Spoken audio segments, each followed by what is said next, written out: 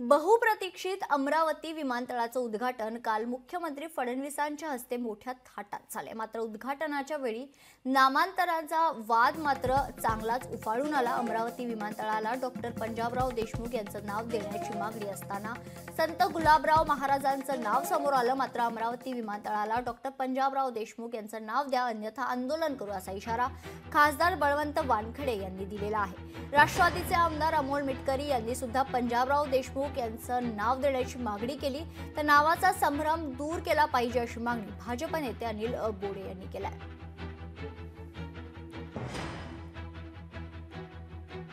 जे काही आज स्टेजवर गुलाबराव महाराजांचं नाव या एअरपोर्टला देण्याचं निदर्शनास आलं, त्याचं म्हणजे गुलाबराव महाराजांविषयी आमची कुठली नाराजी नाही, ते आदरणीय आहेत।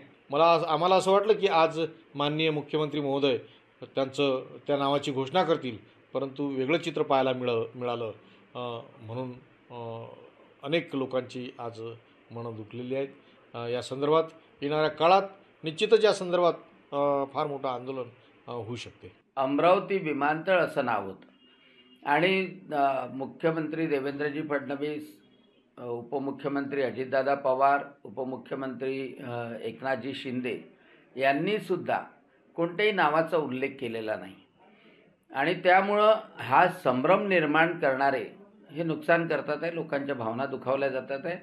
निश्चितच त्यांच्यावर कारवाई व्हायला पाहिजे। शेवटी भाऊसाहेब पंजाबराव देशमुख, गाडगे महाराज, तुकडोजी महाराज, गुलाबराव महाराजसुद्धा हे सगळे विदर्भातले नररत्न आहेत ज्यांची ओळख जगभरात आहे।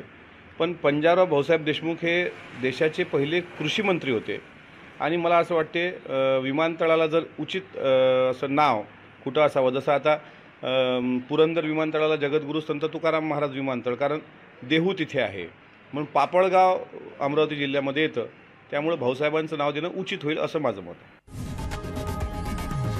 लोकशाही मराठी ऐका, पहा, जागरूक रहा।